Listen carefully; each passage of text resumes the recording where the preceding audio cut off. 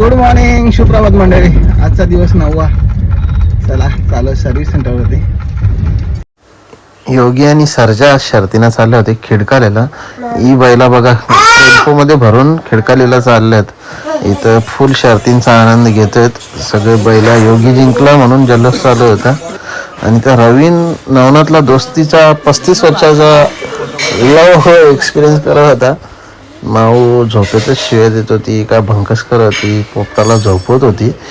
आणि इथं गाडीवरती आपल्या फोटो सेशनचा काम चालू होता.